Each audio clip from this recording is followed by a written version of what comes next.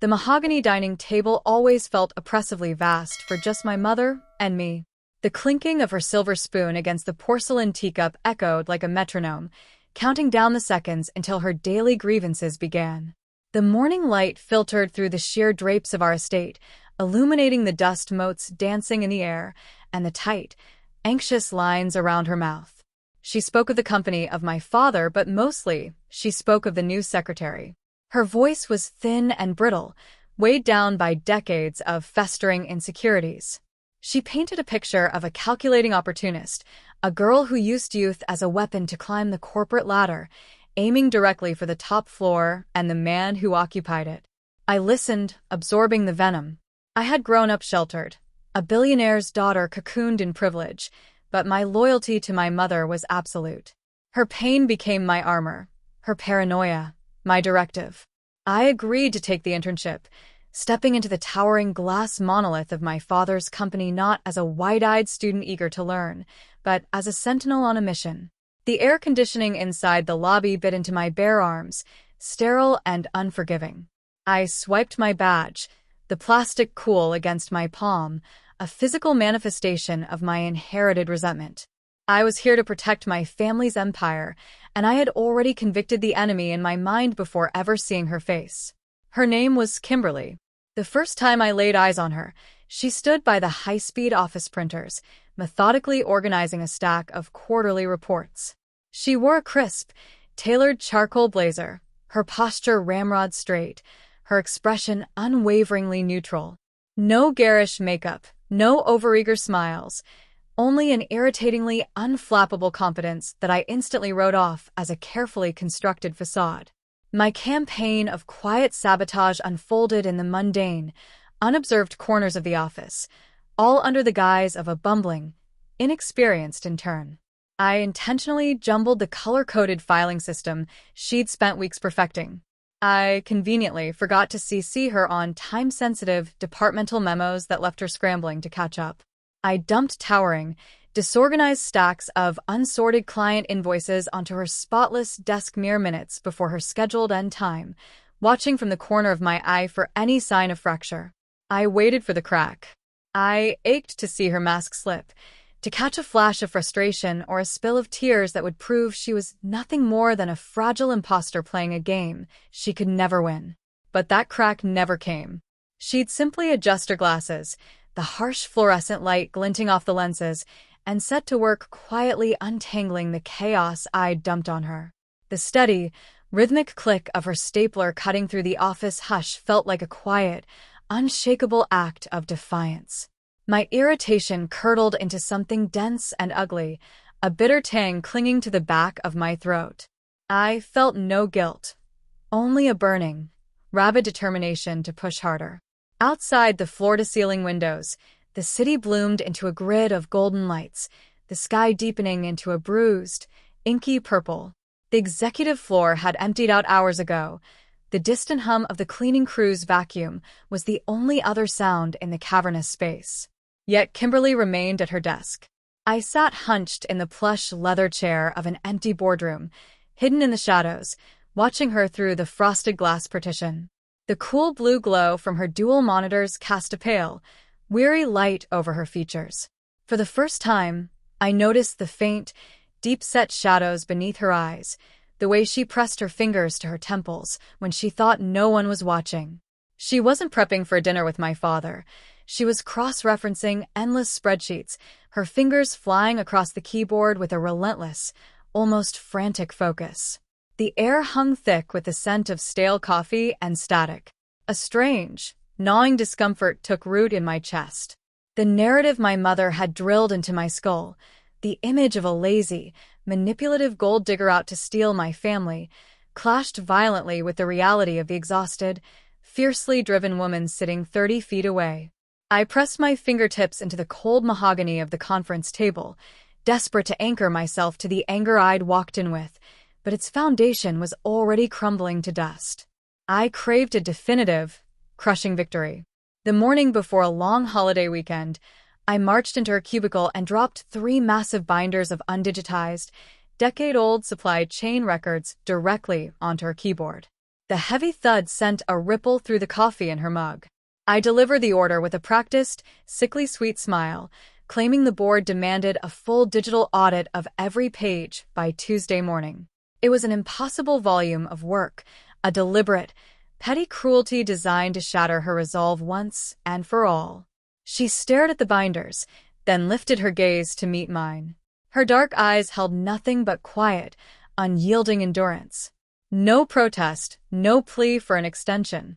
She simply gave a small, sharp nod, pulled the first heavy binder toward her, and flipped open the cover. I spent the entire weekend haunting the empty office, trapped by the very trap I'd set. The silence of the building was suffocating, broken only by the steady, punishing clatter of her keyboard. I watched her eat a stale vending machine sandwich without once lifting her eyes from the screen, working straight through the sunset and into the early morning. The air grew thick with a sickening realization of my own malice. I wasn't exposing a fraud. I was just a spoiled bully, tormenting someone who'd done nothing to hurt me. The triumphant satisfaction I'd craved never came. In its place was a hollow, gnawing shame that settled heavy in my bones. The turning point didn't arrive in the bright light of the office, but in the dim, forgotten corridor near the physical archives. I'd stayed late again, wandering the silent halls, when I heard raised voices. The vice president of finance, a man whose overbearing cedar cologne and sneering arrogance had always turned my stomach, had Kimberly cornered against the cold metal filing cabinets. I froze behind a concrete pillar, the rough wall scraping against my shoulder as I held my breath. "You will sign off on these internal audit discrepancies." The VP's voice was a low, venomous hiss, sharp enough to cut. "If you breathe a word about the missing funds, I will ensure every last discrepancy is traced back to your terminal. I will bury you so deep in litigation you'll never work in this city again. Do you understand your place here?" He slammed his hand against the cabinet beside her head, the metal booming like thunder in the tight space. Kimberly didn't flinch, but her hands were clenched, so tight at her sides her knuckles blanched white. The air caught in my lungs. My hands went tight around my phone as I pulled it from my pocket, hitting the record button. The digital timer ticked upward. 10 seconds, 20 seconds of unfiltered, ruthless coercion. He wasn't just threatening her job. He was threatening to destroy her entire life to cover up his own embezzlement. The truth crashed into me with the force of a freight train. She wasn't the predator I'd been sent to hunt. She was the prey, trapped in a cage built by the men who ran my father's empire. I couldn't just walk away. The recording burned like a live coal in my pocket. I needed to understand why she'd endured so much, why she'd stayed silent through every cruelty. I followed her after hours, tracing her path through the damp, rain-slicked city streets. She didn't head to an upscale bar or a luxury boutique. She walked straight to the municipal library, descending the stairs to the legal archives in the basement. The air hung thick with the smell of old paper and dust. I watched from 2 aisles over as she scrolled through digital microfiche, pulling up labor dispute records from 12 years prior. I squinted at the glowing screen, and the name on the lawsuit jumped out at me. It was her mother's. The pieces snapped into place with a sickening, gut-wrenching clarity. 12 years ago, the company had ruthlessly fired a mid-level accountant who'd flagged financial irregularities, ruining her reputation, stripping her of her pension, and leaving her family destitute. Kimberly wasn't here for my father. She was here for justice. She'd endured the harassment, the crushing workload, and my own vicious sabotage, all to gather the evidence needed to vindicate the mother she'd watched suffer for over a decade. The weight of my blind, spoiled privilege threatened to crush me right there in the narrow library aisle. I found her the next evening in the empty employee break room. The harsh fluorescent lights buzzed overhead, casting a cold glow over the space. She leaned against the counter, her shoulders finally bowed, staring blankly out the dark window. The VP had cornered her again. I'd watched him leave her desk with a smug, self-satisfied smirk. She looked completely shattered. The armor she'd worn so well was gone. I didn't offer a snide remark or a cutting jab. I walked to the counter, grabbed a ceramic mug, and brewed a cup of chamomile tea. The hot water hissed as it filled the mug. I set the steaming cup on the counter and gently pushed it toward her, the porcelain scraping softly against the laminate. She stared at the mug, then lifted her gaze to mine, her eyes red-rimmed and guarded, bracing for another attack. Drink it, I said, my voice low, stripped entirely of its usual haughty cadence. I didn't offer empty platitudes. I didn't tell her it would all be okay. I just stood beside her, our shoulders inches apart, offering a silent, steady anchor in a room that suddenly felt impossibly vast. In that quiet, steam-filled space, the walls I'd built from inherited suspicion and blind rage began to dissolve, leaving behind the raw, undeniable truth of our shared reality. We retreated to the soundproofed confines of a small huddle room. The air was still and thick with unspoken tension. I sat across from her, the polished wood table feeling like an endless ocean between us. It was time to tear down the lies. "I know why you're here," I said, the words tasting like ash in my mouth. "And I know what he's doing to you." Her jaw tightened, the instinct to deny and defend flaring to the surface, but I pulled out my phone and hit play on the audio file. The VP's menacing voice filled the small room. Kimberly's breath caught in her throat. She stared at the device, a complex storm of relief and fear washing over her face. Then I confessed everything.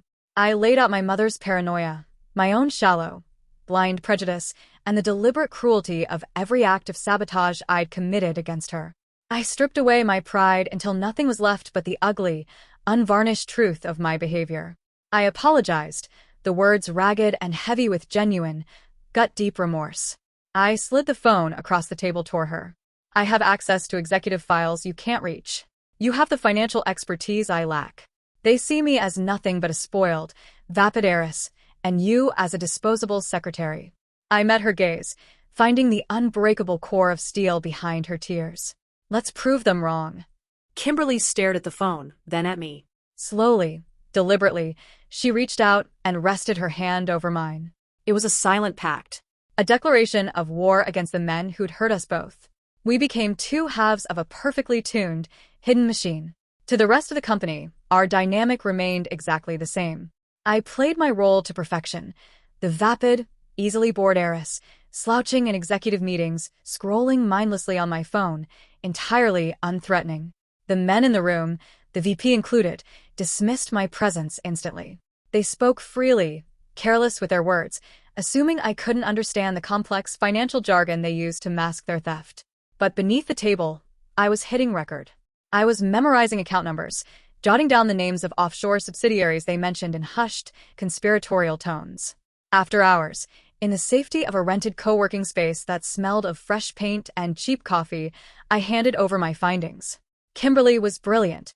She took my fragmented recordings and scattered notes and pieced together the full, labyrinthine scope of the VP's embezzlement. I watched her map the data across a whiteboard, her mind sharp and unforgiving, connecting dots I'd never have seen on my own. She taught me to read the ledgers, to spot the deliberate misallocations and hidden red flags. We worked in brief, intense bursts of shared focus, the resentment that had once defined our interactions replaced entirely by a profound, unshakable respect. We were building a fortress together, brick by brick. The VP was cunning. He sensed a shift in the office's unspoken atmosphere. He cornered me near the elevators one afternoon, the cloying scent of his cedar cologne turning my stomach. He leaned in, his voice a conspiratorial whisper, dripping with false, paternal concern. "You should be careful around Kimberly," he murmured, his eyes darting to the rising floor numbers. "She's dangerously ambitious. Girls from her background, they see a name like yours, and they see a stepping stone. Don't let her use you to get to your father's checkbook." He was trying to play on the exact same insecurities I'd walked into the building with. He was trying to drive a wedge between us, to isolate us both. A cold, precise anger crystallized in my veins. I stared at his reflection in the polished steel of the elevator doors, thinking of Kimberly's weary eyes, her unwavering dedication to her mother's memory, the absolute trust we'd forged in those late-night hours. "Thank you for the advice," I replied, my voice perfectly smooth, entirely empty of emotion. "I always know exactly who I'm dealing with." I walked away, the solid, comforting weight of my loyalty to her settling firm in my chest. His trap had failed. He'd only revealed his own desperation. The annual corporate gala was fast approaching, a night of hollow philanthropy and flowing champagne. It was also our only window. The VP kept the master decryption key for his forged ledgers on an isolated local server in his private executive suite, a room he never left unguarded during business hours. We planned the breach with military precision. The air in our rented workspace hummed with tight, nervous energy. Kimberly handed me a tiny, encrypted flash drive, the metallic casing cold against my palm. "You have to keep him on the ballroom floor for exactly 15 minutes, Kimberly instructed, her voice steady, though I noticed the faint white line of her clenched jaw. "If he leaves, if he checks his phone alerts, it's all over." I reached out and set my hands firmly on her shoulders, my grip steady and sure. "He won't leave. I will chain him to that conversation, if I have to." She looked at me, a profound depth of understanding passing between us. We were risking everything, her career, my family's reputation, our futures. But there was no hesitation. The bond we had built was stronger than fear.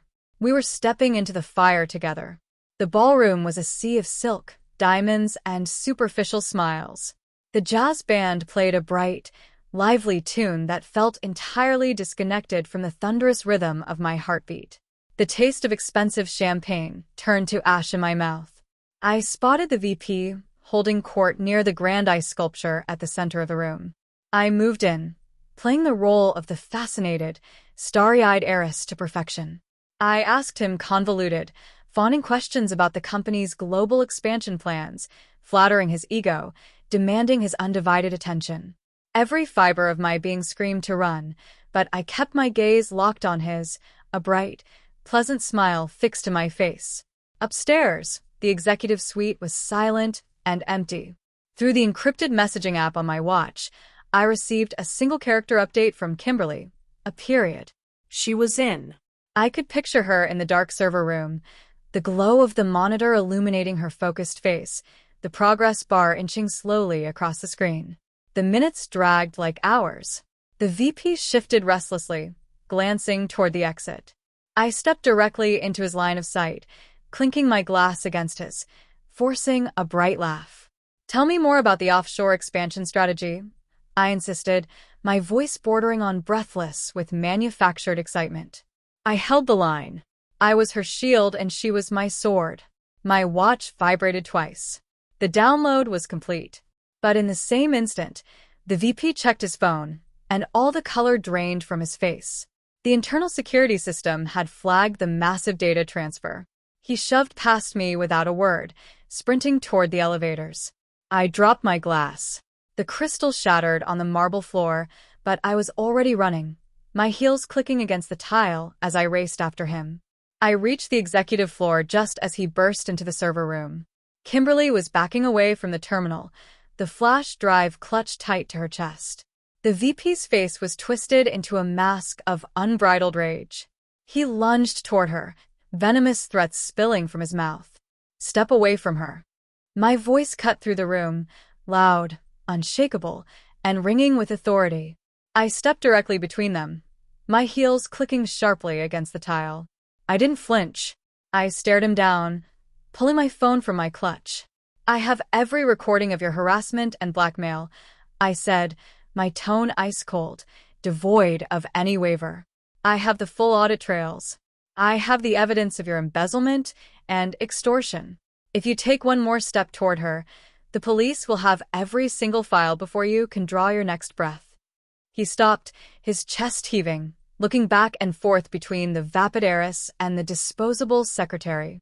He finally realized he had been entirely outmaneuvered.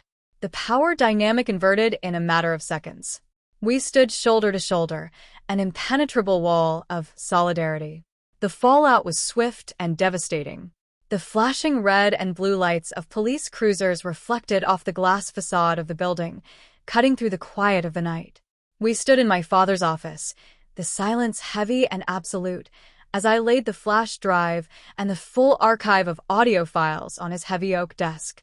My father stared at the evidence, then at me, and I could see he realized the daughter he thought he knew was gone, replaced by someone entirely new.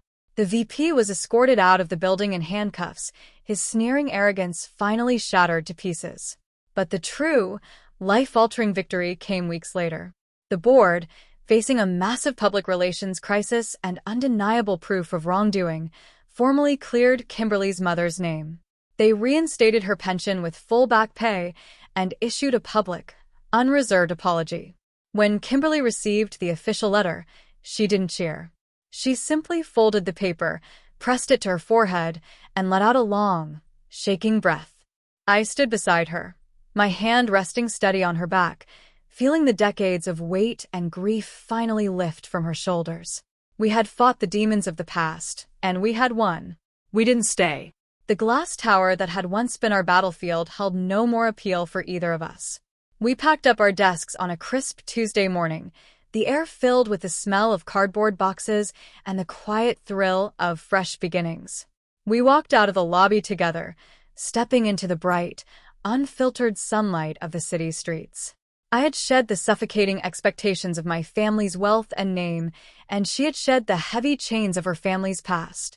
We pooled our resources, my capital and her brilliant, strategic mind, and leased a small, sunlit office downtown.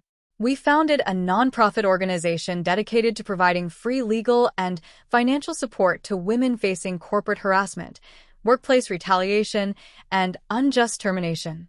Sitting across from her in our new office, surrounded by the smell of fresh paint and the steady hum of city traffic, I realized the profound truth of our journey. I had walked into her life looking for an enemy, blinded by prejudice and inherited fear. Instead, I found an anchor, a partner, and the truest friend I would ever know. We had broken down each other's walls, only to build something entirely indestructible in their place. Girls support girls. We were living proof that when women stand shoulder to shoulder in the dark, they become their own unbreakable light.